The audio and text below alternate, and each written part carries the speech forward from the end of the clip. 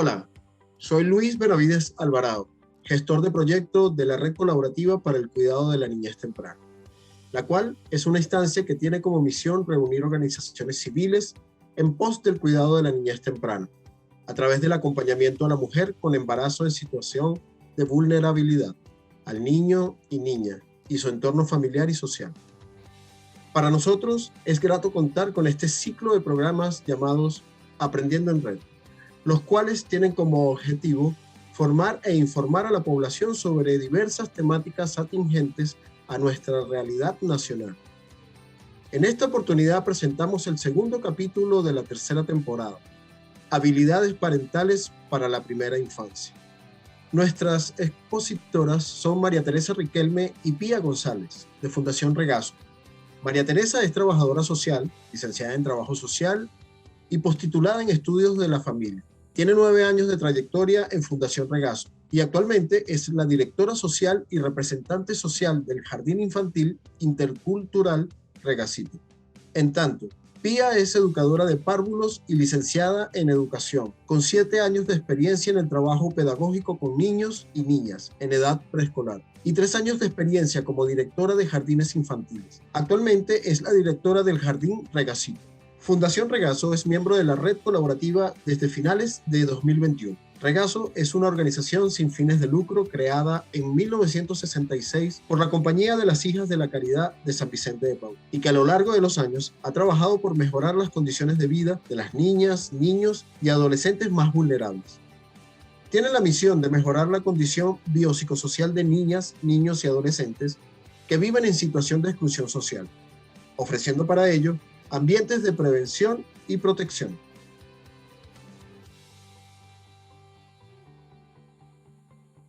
Hola, ¿cómo están? Mi nombre es María Teresa Riquelme, directora social de Fundación Regazo, y a continuación les quiero presentar un video en el que se describe el trabajo que realiza nuestra fundación.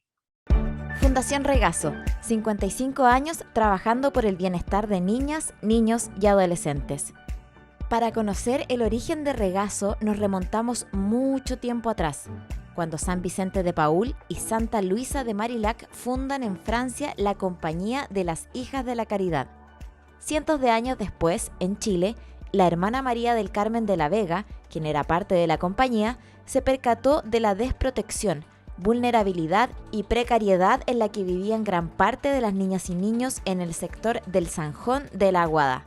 Así es como se iniciaba la historia de Regazo, en los primeros años de la década del 60, acogiendo a bebés y niñas vulnerables en la escuela Pío XII, hasta que luego, gracias a los aportes económicos de muchos benefactores, se pudo construir el primer hogar en la población San Joaquín.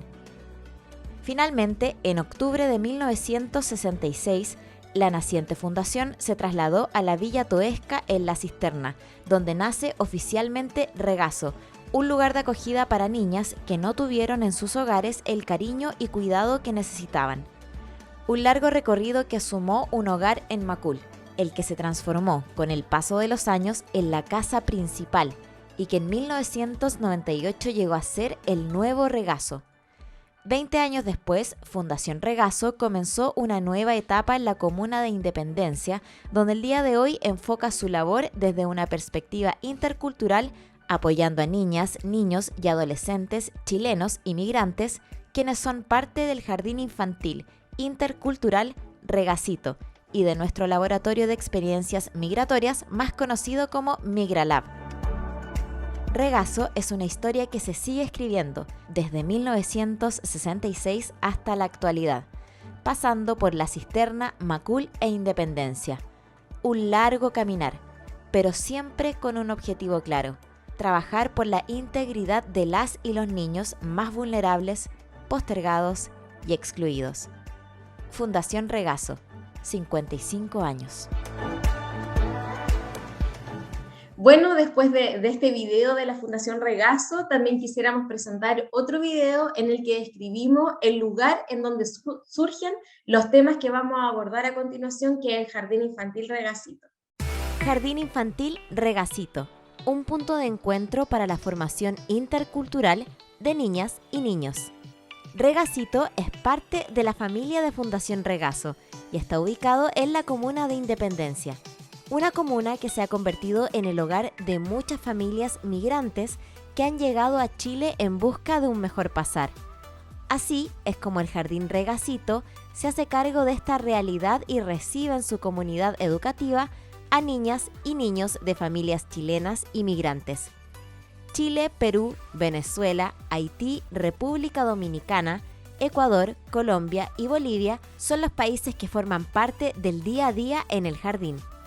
Esta variedad de naciones latinoamericanas e identidades culturales hacen del Jardín Infantil Regacito un establecimiento educativo intercultural que ante esta realidad comunitaria se plantea como espacio de promoción de la niñez en perspectiva de formación intercultural. Jardín Infantil Intercultural Regacito, un proyecto de Fundación Regazo. El título de nuestra presentación es Competencias parentales en primera infancia. Y para comenzar, quisiéramos mostrarles la siguiente frase desarrollada por el Centro Nacional de Defectos Cognitivos y Discapacidades del Desarrollo, que creemos que identifica el trabajo que desde el Jardín Infantil Regacito se quiere desarrollar con los niños y niñas. Esta frase dice: estar mentalmente sano durante la infancia significa alcanzar los indicadores del desarrollo y los indicadores emocionales, así como también aprender destrezas sociales, saludables y cómo enfrentar los problemas que se puedan presentar. Los niños que son mentalmente sanos tienen una calidad de vida positiva y pueden desempeñarse bien en los diferentes ámbitos, en el hogar y con sus familias, en la escuela y en las comunidades. Como existe variada teoría acerca de las competencias parentales, las habilidades parentales, y hay confusión respecto de estos conceptos, desde Barudi y Dan Tangan señalan que las competencias parentales se desarrollan en capacidades parentales y habilidades parentales. Las competencias entonces serían dar respuesta adecuada y adaptada a cada etapa del ciclo vital de los niños y niñas, la capacidad de vincularse y la empatía. Las capacidades parentales serían entonces los recursos emotivos y cognitivos y conductuales que los padres van a desplegar en el desarrollo de su crianza. Y las habilidades parentales podrían ser los modelos de crianza, la participación en las redes sociales y el uso de los recursos comunitarios que desplegamos. Las habilidades parentales entonces serían las capacidades prácticas que poseen las madres, los padres o las personas adultas significativas de un niño o niño y adolescente para cuidar, proteger y educar a sus hijos, asegurándole un ambiente sano y un desarrollo integral. El concepto de competencias parentales lo desarrollan diferentes autores. Masten y Curtin dicen que las competencias parentales son cuando hablamos sobre las capacidades que tenemos para cuidar de los hijos y dar respuesta adecuada a sus necesidades. Como diferentes autores desarrollan estas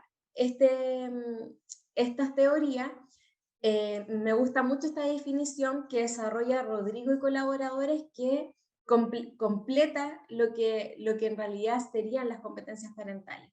Ellos lo definen como un conjunto de capacidades que permiten a los padres afrontar de modo flexible y adaptativo la tarea vital de ser padre, de acuerdo con las necesidades evolutivas y educativas de los hijos y de las hijas, y con los estándares considerados como aceptables por la sociedad, y aprovechando todas las oportunidades y apoyos que le brinda el sistema de influencia de la familia para desplegar dichas capacidades. Este sistema de influencia para nosotros sería la comunidad, la red educativa y todo el entorno que involucra al niño y niña. De acuerdo a la escala de parentabilidad positiva E2, desarrollada por la Fundación de Ideas para la Infancia, definen la ecología de la parentalidad. Esta ecología de la parentalidad dice de que las competencias parentales serían 4. Serían las vinculares, las formativas, las protectoras y las reflexivas. Las competencias vinculares son el modo o el conjunto de conocimientos, habilidades y prácticas cotidianas de la parentalidad y crianza dirigidas a promover un estilo de apego seguro y un adecuado desarrollo socioemocional de los niños y de las niñas. Estas capacidades se manifiestan principalmente a través de prácticas de crianza socioemocionales. Estas las observamos, por ejemplo, cuando hacemos una caricia a un niño o un niño o niña, en cómo tenemos un contacto cara a cara con nuestros hijos o nuestras hijas, cómo los acariciamos, cómo los besamos, cómo tenemos este contacto que es más de cara a cara, y este contacto nos va a llevar a desarrollar un tipo de apego. Y este tipo de apego puede ser un apego seguro, un apego inseguro o un apego desorganizado. Las competencias vinculares también desarrollan diferentes componentes, donde el componente principal es la sensibilidad parental, que incluso algunos actores la definen como la columna vertebral. Las competencias formativas tienen que ver con cómo desde las prácticas cotidianas y desde la crianza dirigimos el desarrollo, el aprendizaje y la sociabilización. Sus componentes serían, por ejemplo, la estimulación del aprendizaje, la orientación y la guía, la disciplina positiva o la socialización. Las competencias formativas se manifiestan mayoritariamente a través de las prácticas de crianza didáctica, lo que se observa en las actividades de estimulación y cómo nosotros dirigimos o presentamos el mundo a nuestros hijos y a nuestras hijas. Las competencias parentales protectoras son la forma en cómo cuidamos y protegemos adecuadamente a nuestros niños y niñas, cómo resguardamos sus necesidades de desarrollo humano, cómo garantizamos su desarrollo y cómo favorecemos la integridad física. Estas competencias parentales protectoras también se desarrollan en 4 componentes. La primera tiene que ver en cómo nosotros satisfacemos las necesidades básicas que tienen nuestros niños y niñas. La segunda tiene que ver en cómo nosotros garantizamos su seguridad.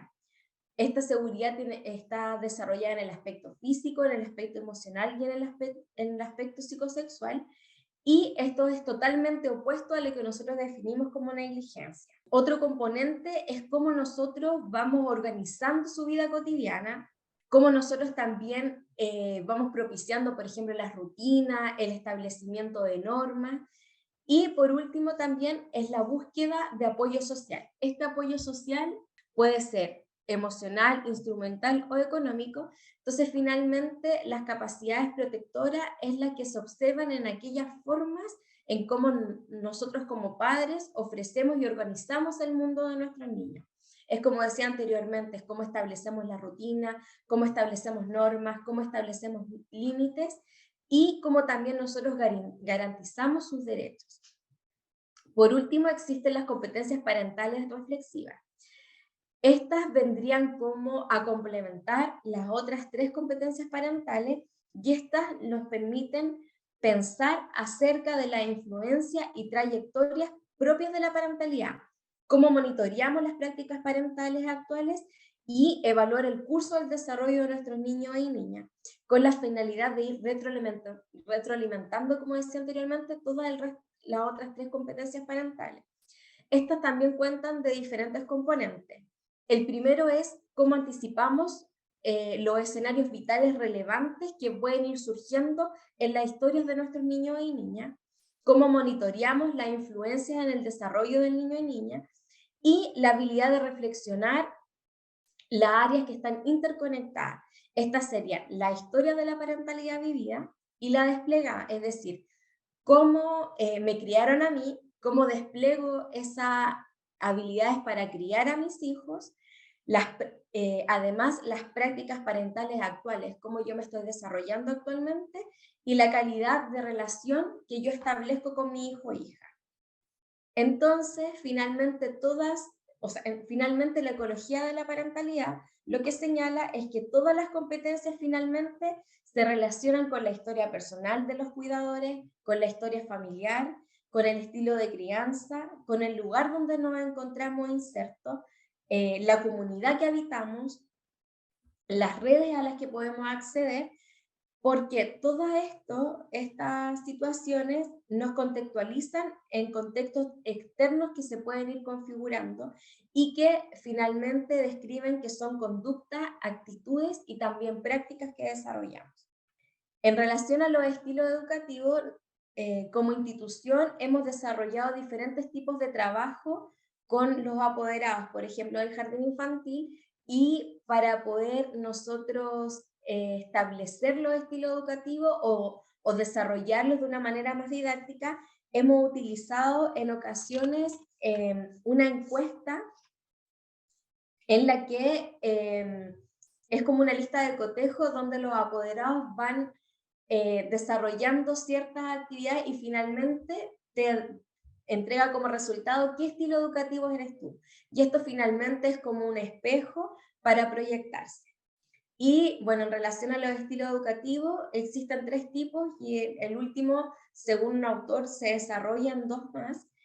Define, por ejemplo, que el estilo autoritario es en el que se predomina las abundantes normas, donde hay poco flujo de la comunicación, donde la comunicación es más directa entre el padre hacia el niño, sin haber una intercomunicación, donde los padres le dan prioridad o mucha importancia a la obediencia, a la autoridad, al uso de castigos como una medida disciplinaria y donde no se facilita el diálogo.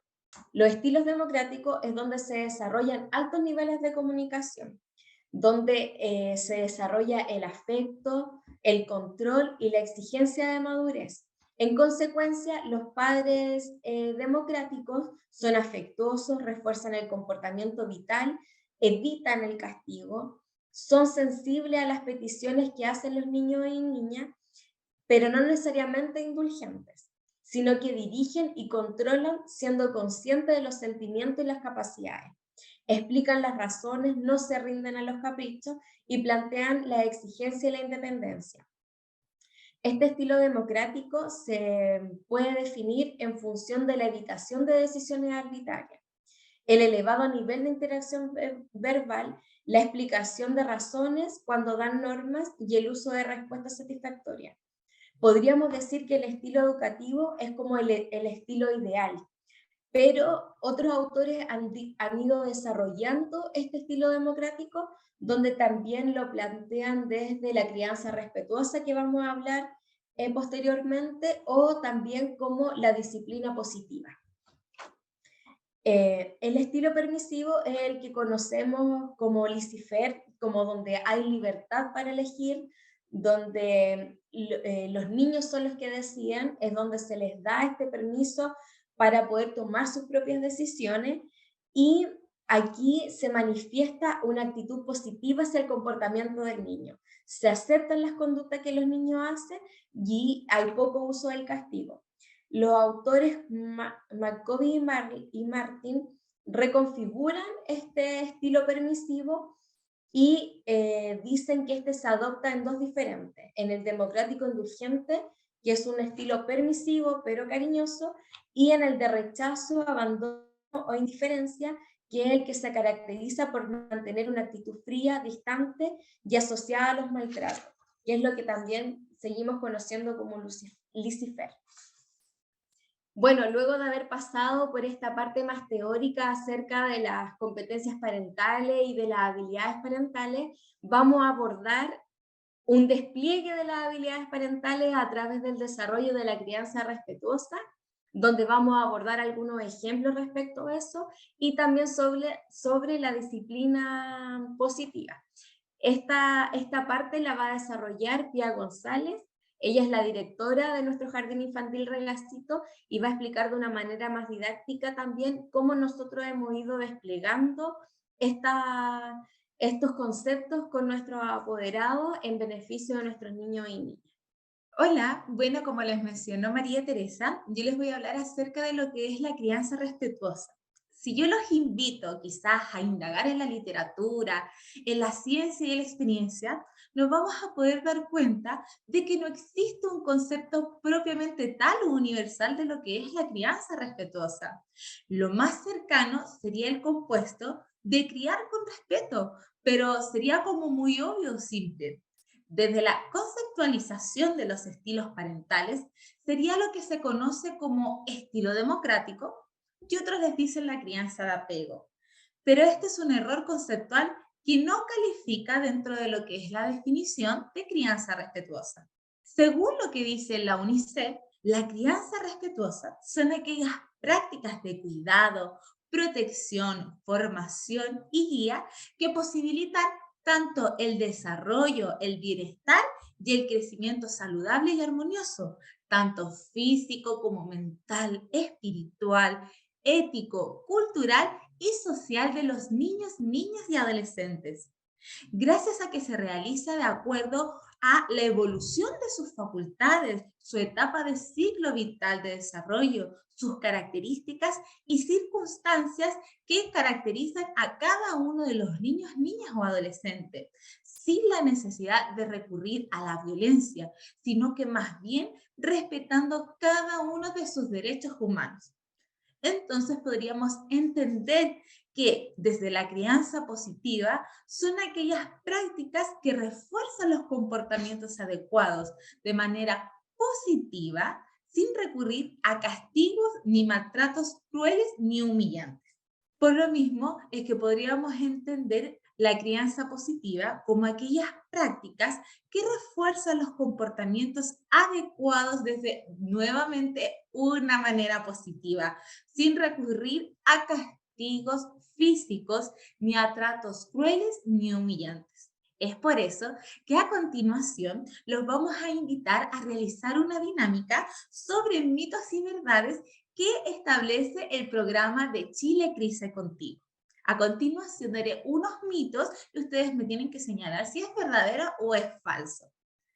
El primer mito que vamos a trabajar es: a mí me pegaron cuando chica y aquí estoy, sin dificultades. ¿Qué piensan ustedes? ¿Que este mito es verdadero o falso? Puedo decirles que es falso. ¿Por qué?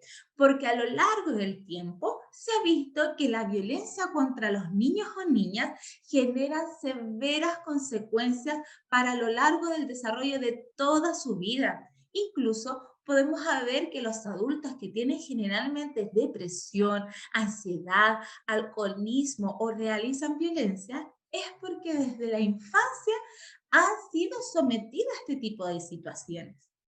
Vamos a ver el segundo mito. Estos tipos de crianza hacen a los niños dependientes y mamones. ¿Qué piensan ustedes? ¿Que este mito es verdadero o falso? También les puedo decir que es falso, porque los niños que son contenidos y acompañados por sus cuidadores durante sus primeros años de vida tienen mucha mejor autoestima, aprenden mejor y también son más independientes durante lo largo de su vida. El tercerito es el siguiente. Es bueno que los niños sean independientes desde chicos. ¿Qué piensan ustedes? ¿Que este mito es verdadero o es falso? También les puedo decir que es falso. ¿Por qué? Porque muchas veces se fuerza la independencia de los niños y niñas por motivo de que los adultos no tienen tiempo, están cansados o estresados. Si bien es importante que nosotros realicemos o motivemos a que nuestros niños sean autónomos, pero cada etapa del desarrollo tiene su tiempo o ciertos grados de independencia que poco a poco deben ir desarrollando. Por el contrario, también es importante señalar que un niño que pide ayuda es mucho más sano que aquel que no lo pide. Y nuestro último mito que vamos a trabajar para ver cómo les va es: vas a criar a un tirano si te preocupas tanto de tu hijo. ¿Qué piensan ustedes de este mito, que es verdadero o falso? También les puedo decir que es falso. ¿Por qué? Porque un niño cuidado con respeto y amor aprende naturalmente a respetar a otros, es decir, que aprende el valor de la empatía. Si nosotros como adultos criamos a un niño ignorando o agrediéndolo, el niño va a hacer lo mismo con otras personas que lo rodean y va a ser un componente dificultoso que tenga a lo largo de su vida. Es por esto que nosotros como principales agentes educativos, ya sea funcionarios de un establecimiento educacional o padres, madres o la principal red colaborativa que tenga la familia, debe fomentar una disciplina positiva. por el hecho de que ésta es empática y fortalece la relación entre los padres y los hijos. La idea es que en lugar de reaccionar a la conducta, podamos descubrir las necesidades que llevan a la misma. Por ejemplo, si un niño está triste, no decirle, retarlo, llamarle la atención, sino que más que bien atenderlo, decirle, estás triste, necesitas un abrazo, ¿te puedo ayudar?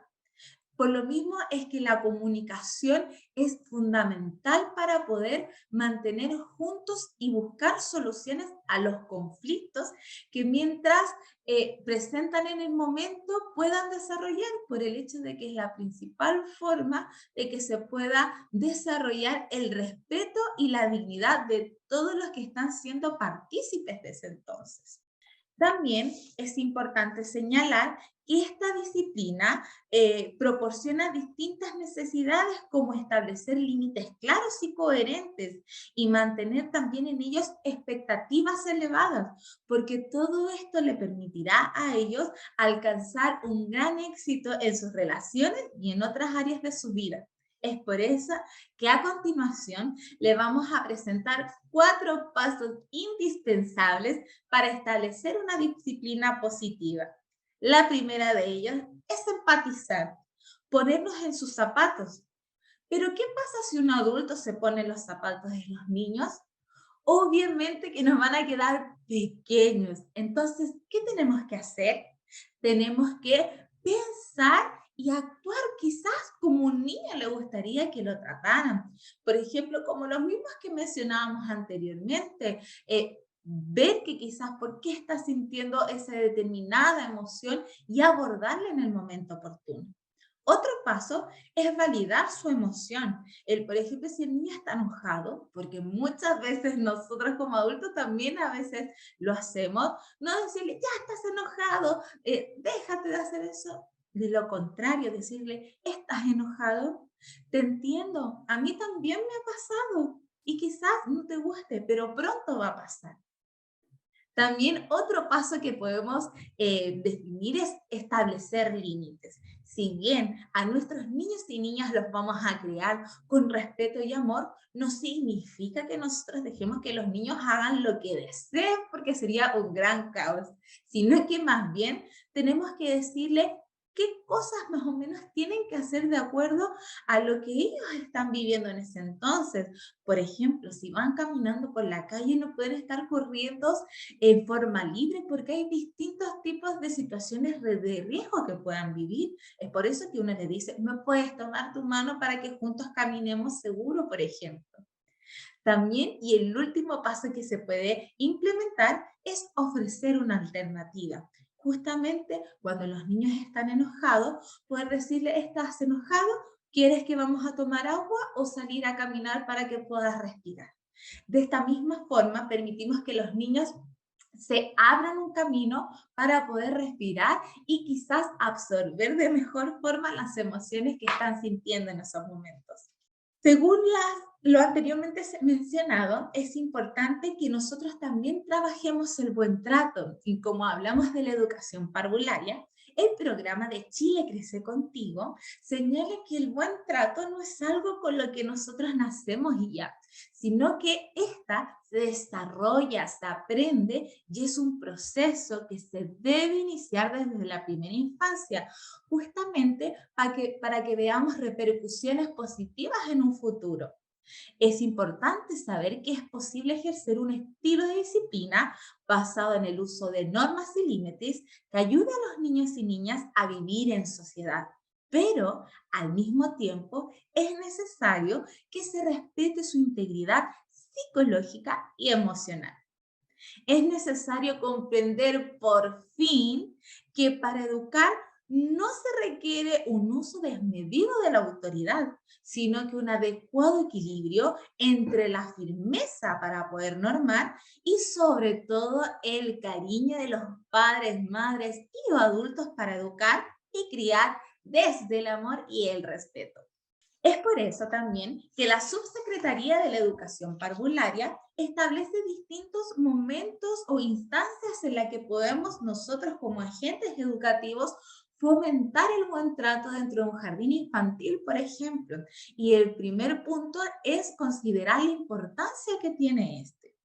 ¿Por qué? Porque favorece el bienestar integral y el aprendizaje de cada uno de los niños y niñas. Del mismo modo, aporta al desarrollo psicológico, físico y moral. Como lo decía el punto anterior, se desarrolla en forma integral. Y también fortalece la autoestima, empatía, diálogo y participación. ¿Qué quiere decir eso? Que tenemos niños mucho más felices dentro de nuestra sociedad. ¿Cuáles son los instrumentos que respaldan el buen trato dentro de un jardín infantil? Por ejemplo, uno de ellos es el reglamento interno, donde no solamente se establecen los derechos que tiene la comunidad educativa, sino que también los deberes. Ya esto aludimos a lo que mencionamos, las normas. Y del mismo modo, trabajamos lo que es la convivencia y el buen trato. Otro de los componentes son los protocolos de actuación que definen las diferentes acciones. Por ejemplo, el protocolo en caso de violencia, maltrato infantil y o abusos sexuales, los accidentes de algún párvulo o simplemente cuando hay alguna episodio de violencia entre los adultos de una comunidad educativa. ¿Y cómo pueden contribuir las familias a desarrollar el buen trato? El primero y más importante es que la familia tiene que acompañar afectuosamente durante toda su trayectoria educativa a los niños y niñas. También es importante que conozcan y den cumplimiento al reglamento interno y protocolos del establecimiento educacional, por el hecho de que así toda la comunidad va a actuar en una misma línea de acción. Y por último, y también no menos importante, es el trato respetuoso con los integrantes de la comunidad educativa, porque de esta forma actuamos como agentes modeladores. Si los niños nos ven a nosotros como adultos que actuamos en forma respetuosa, con amor y cariño, ellos también lo van a hacer porque son esponjitas que absorben todo y lo replican. También es importante poder concretizar lo que hablamos anteriormente a cada una de sus realidades. Es por eso que el Centro Alanza establece distintos ejemplos que ustedes como familias, cuidadores, pueden realizar para poder llevar buenos tratos en sus hogares. Por ejemplo, como lo mencionamos también en otras diapositivas, darles alternativas a una conducta inadecuada permite que el niño también sepa cómo poder actuar ante esa determinada situación. También enseñarles amablemente por qué algunos de sus actos no se hacen, permiten que ellos también sepan cómo poder actuar. Por ejemplo, si un niño da una palmada a uno de sus padres, tenemos que explicarles que las manos no son para golpear, sino que para hacer cariño, para tocar, para sentir las cosas. Otro ejemplo es hacerlos sentir que son amados. Si los niños sienten que son amados, van a ser mucho más seguros a lo largo de su vida. Del mismo modo, demostrarle afecto, sin importar lo que hayan hecho o dicho, permitirán que los niños tengan una figura segura ante las personas con las cuales están siendo criados.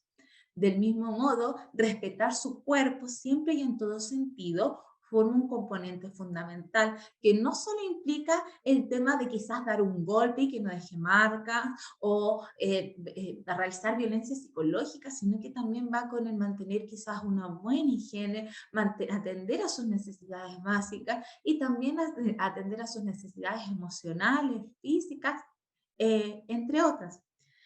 También escucharlos sin ser juzgados cuando os cuentan algo permitirán que ellos a lo largo de su vida puedan mencionarle a ustedes alguna situación inquietante que ellos estén viviendo en ese momento. Si nosotros no nos damos el tiempo de escuchar y cuando escuchamos juzgamos, poco vamos a esperar que los niños puedan relatarnos alguna situación que ellos los acongoje.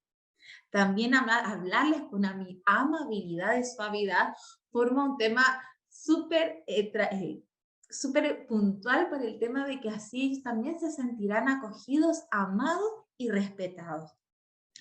Usar palabras respetuosas para dirigirnos a ellos no solamente repercutirán en cómo ellos se sientan, sino que también aprenderán esas palabras, las van a adquirir y después las van a usar con otras personas con las cuales ellos se desarrollen.